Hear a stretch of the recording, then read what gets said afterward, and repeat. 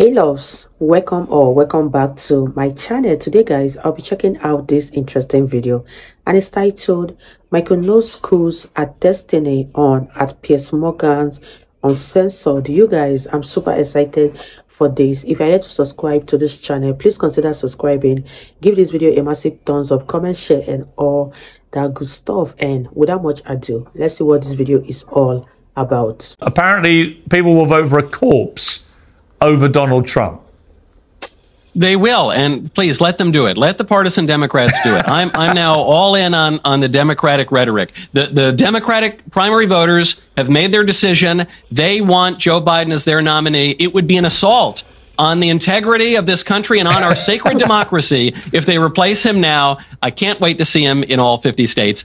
At this point, obviously, the man is not up to the job. So someone else is running the country, whether that's Jill, whether it's Ron Klain, whether it's, I don't know, whether it's Barack Obama. Do you know what's really interesting, Michael? This is really interesting to me, this panel, because if we'd gone back, 3 months, you'd have all been shouting at each other, arguing about Trump. The two siding to the Democrat side here on the panel, you've been neutered by what's happened.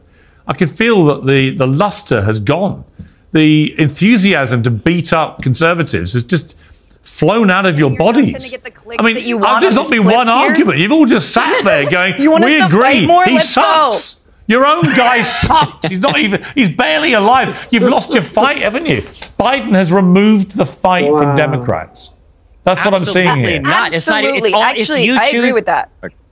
You agree? I totally disagree. No, if Donald Trump is taking insane, again, the Supreme Court ruling today is unbelievable. The idea that instead on today's show, we're going to focus on whether or not Biden had a bad debate performance is just reflective of the, I don't want to say agenda in a negative way, but of what you want to talk about today on this program. Like, I think that the decisions that are being made right now legislatively in the Supreme Court are more important, or that are being made in the Supreme Court are more important that's happening? Than whether or not Biden has a bad. You know why it's happening? Because Trump was able to put 3 judges on the court in one term. You know why that was? Because you put up a terrible candidate, Hillary Clinton. It was incredibly polarizing, very arrogant, very superior, and she got flatlined by Trump when no one saw it coming on the Democrat side. And secondly, some of your Democrat judges who should have known better decided they weren't going to resign. They weren't going to retire. And because of that, Trump was able to pack that court. So I'm afraid you reap what you sow. Just very bad politics by the Democrats. One of those Supreme Court justices were literally lost by McConnell just robbing a president of the right to seat a judge. Nobody remembers that Garland was supposed to be on the Supreme Court for almost a full year. McConnell said, we're not going to have that hearing. That is indefensible. Let me bring in Michael here. Oh my God. Tommy has to leave in a moment. So Michael, come to you, then come back to Tommy for a final wrap from her. But Michael. Destiny, the principle that you're articulating that a president should be able to put a judge on the court in an election year, or rather that you say Mitch McConnell violated, was a rule first articulated by Joe Biden in the 90s when he was trying to kill George Bush's judges. So obviously there was a decision today. It said that the president has some immunity for criminal acts or acts committed in his official capacity as president. And this is based on a 40-year precedent. It really goes all the way back to the Marshall Court. Really nothing should be surprising about this. And yes, the Democrats are upset. They're not true. This is just let me finish 1 second, Destiny. They're inveighing because they say we should be talking about the immunity case. Well, part of the articulation of I just was reading the decision was that, look, this is the first time that you've got a president who's being prosecuted in this way. And that's the problem, because the vast majority of Americans, right, left, and center, have been saying in survey after survey that they view the prosecutions of Trump as primarily politically motivated. They view this as kind of corrupt. And that's one of the reasons why Biden's poll numbers have been so bad for so long. And so they throw this Hail Mary to do a debate in June before either party has settled on a nominee. And it completely blew up in their face. And so no wonder people want to talk about it. You've got a political order that is fraying. You got a guy trying to put his opponent into an orange jumpsuit. And it turns out the guy who's trying to do that, it has applesauce for brains. No wonder people are concerned. What the American people, a bit like the British, I think. Wow, you guys, I totally agreed with what Michael Knowles said here, because everyone knows now that Donald Trump persecution is all political in order to frustrate his presidential campaign. And the only thing the Democrats want is to put Donald Trump on an orange jumpsuit, just like Michael Knowles said in this video. And everyone who has stood by to watch what is going on has come to the conclusion that this is unjust. This shouldn't be done to a president because he has some presidential immunity. But let me know what you guys think about this video in the comment section down below. And the American people are beginning to wake up to the fact that Joe Biden is not the one ruling America.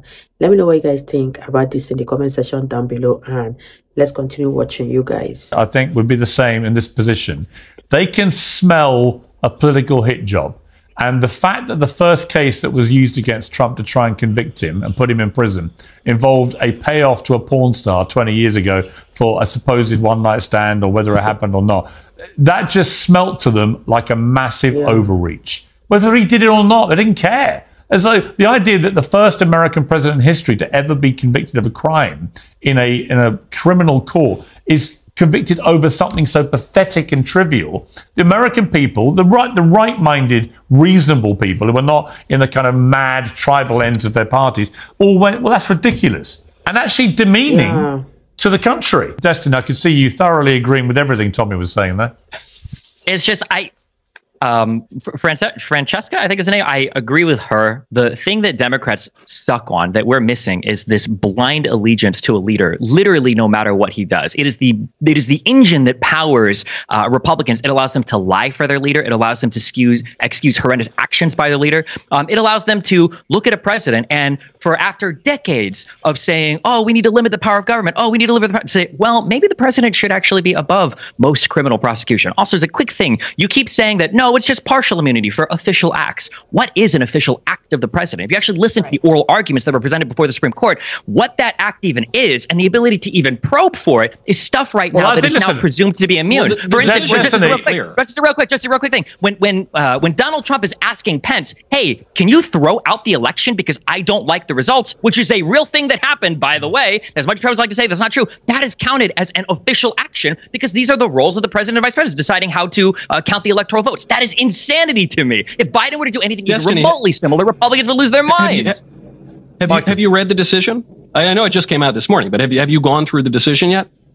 I read up to page 25, and in part of it, I can read it out to you. He explicitly calls out that whenever the president and vice president discuss their official responsibilities, they engage in official conduct, meaning that presiding over the January 6th certification proceeding, at which members of Congress, yes, so that did count as official conduct. So if you thought that he was trying to do a coup, try to steal the election by saying, hey, do you think you can throw those votes out? Well, that's beyond prosecution. You can dispute or object to any actions that Trump takes, but it is simply the case that when a president is carrying out his duties and is speaking to his subordinates in the White House, that is obviously official business. If he were to bring in a bunch of, I don't know, drug dealers and hookers or something, that would probably be an unofficial crime, not related to his duties as president. And the reason that this matters and why it's really a moderate decision is because it goes back about 40 years to Nixon versus Fitzgerald, which found out that the president, yes, indeed, has quite a lot of immunity from at least from civil liability. And then the reason that this is such a novel bombshell case is because until Joe Biden tried to throw his rival into the clink, we didn't prosecute presidents because that's the kind of behavior typical of banana republics and tin pot dictatorships. But the argument, and I'm sure you've read this, even if you've just read the first 25 pages, goes all the way back to the Marshall Court. It goes all the way back to the finding that the presidency does have certain privileges. It's not totally beholden to the other two branches of government. It's got an executive privilege. We have a separation of powers here. It goes back to the Federalist Papers when the framers of the Constitution said that they need a vigorous presidency because the problem with the first American Republic, which was the Articles of Confederation, was that you didn't have any strong executive power. So this is not something new. This is perfectly in keeping with the American legal tradition. And now the Democrats are really upset about it, not because it's an upending of American jurisprudence, but because they're going to actually have to run on their guy. They're not going to be able to cheat and throw the guy in jail or take him out of banish him to St. Helena. They're going to have a fair and square election, and they know they're going to lose it.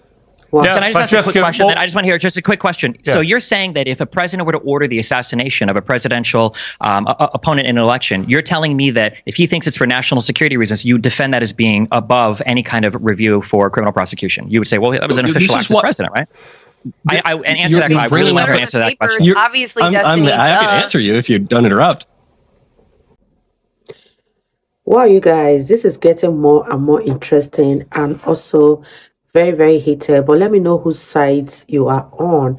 Are you on Michael Knowles' side or you on Destiny's side? Leave your thoughts in the comment section down below and let's wrap this video up, you guys.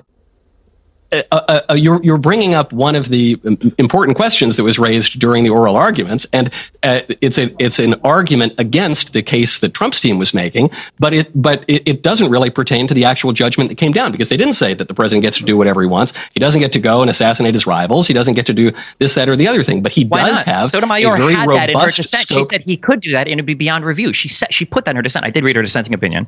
So how would it be not part of the official job as president? They order drone strikes, don't they? They order the military, don't they? He's the commander-in-chief, isn't he? Why wouldn't he be able to order the strike and say, you can impeach me if you want, but you can't hold me criminally liable. This is my official act as president.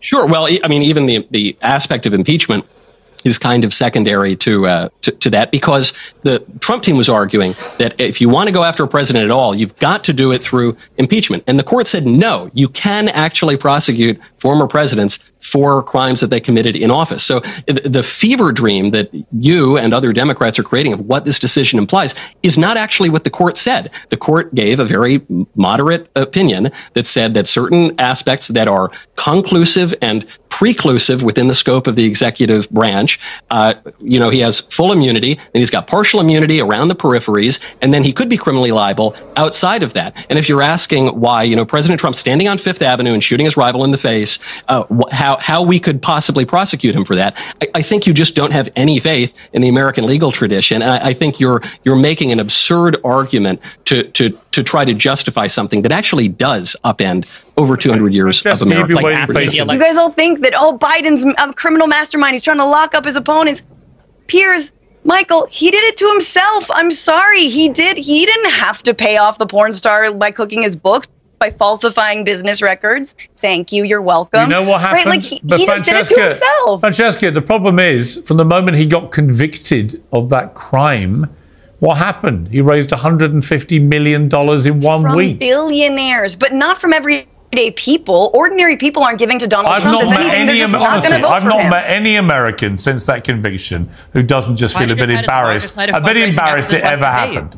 It was embarrassing for America. I'd also like to correct the record, if you don't mind, Piers, because Francesca said that I accused Joe Biden of being a mastermind. I have never once in my life accused Joe Biden of being a mastermind or even possessing one. Where are we heading with this, do you think? Talk me through to Election Day. What do you actually think is going to happen?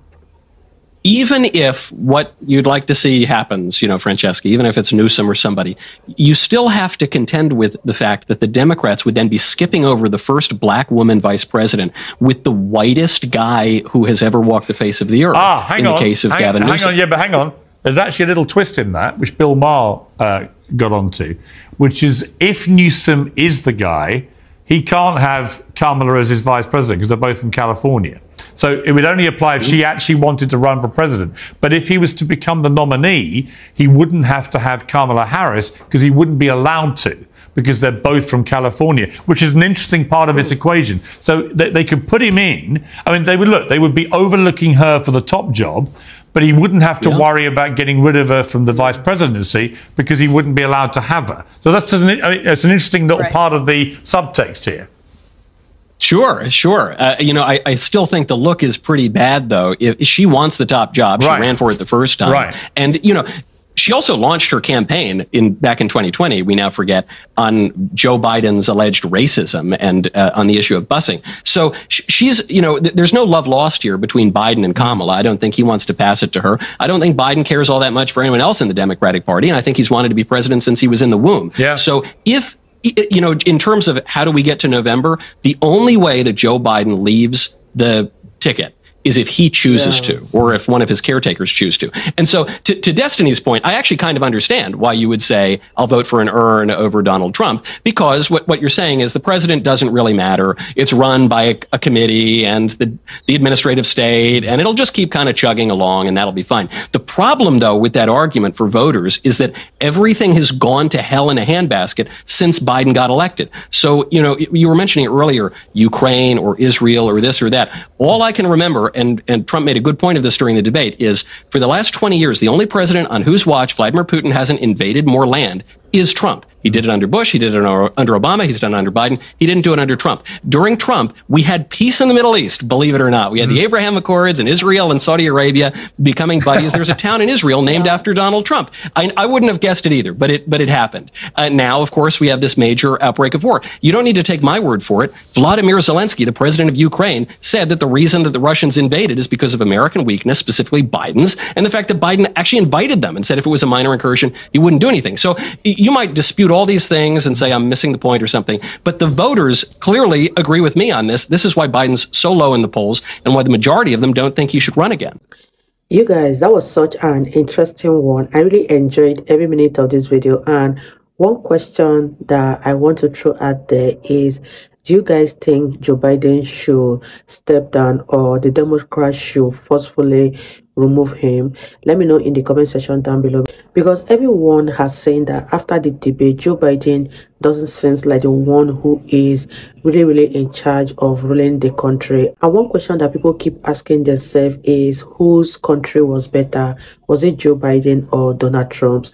I really want to hear your thoughts on this particular one, and I had fun reacting to this video. If you guys enjoyed watching, give this video a massive thumbs up, comment, share, and all that good stuff, and I will see you all in my next video. Bye guys.